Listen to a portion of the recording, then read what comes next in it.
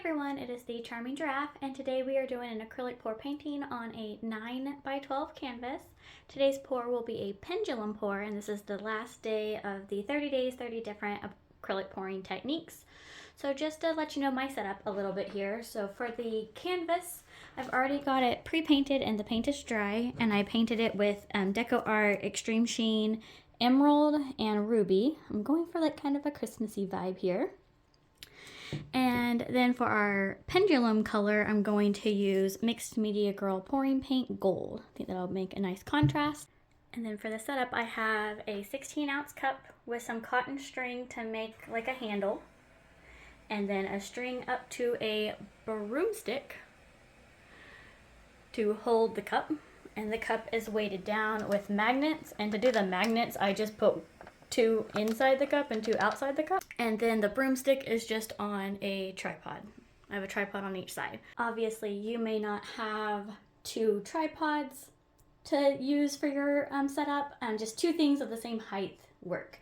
I modified this idea from one that I got from Cole's Color, so I'll link his playlist that he shows like an easy way to set up a pendulum pour with things you have around your house.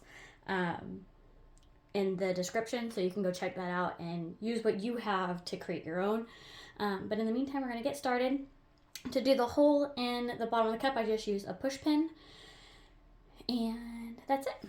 Let's go ahead and get started. Okay, so what I'm going to do is first start by opening the bottle of paint, and then the hole's already poked, so I'm going to put my finger over the hole so that it doesn't start spilling out too early. And then pour the gold paint in here. I'm not going to worry too much about like using too much paint because I can always just pour it back into the container. And then, full disclosure real quick, I've only done this one other time at a paint night class with Mixed Media Girl at her studio, so this will be my second time ever. And then what I know to do is to start off the canvas and then let it swing around the canvas. So you want to make sure that the paint is pouring out. And it looks like my hole might not be big enough. So the hole was not big enough, so I had to use an ink pen to make a bigger hole, which made a hole way too big because there was already paint in it. So we're just going to roll with it and see what happens. Again, first time doing this on my own, and yeah, we're just going to see what happens. So kind of have to like make this first time count because I have a feeling that like all the paint in my cup is going to come out. Wish me luck, guys. All right, I'm pretty happy with that actually. And don't worry, this is like really glossy wrapping paper, so this will make a great skin for some other future project. Oh, I'm so happy. It actually, even with all the like kind of mistakes here, is turning out to be really amazing.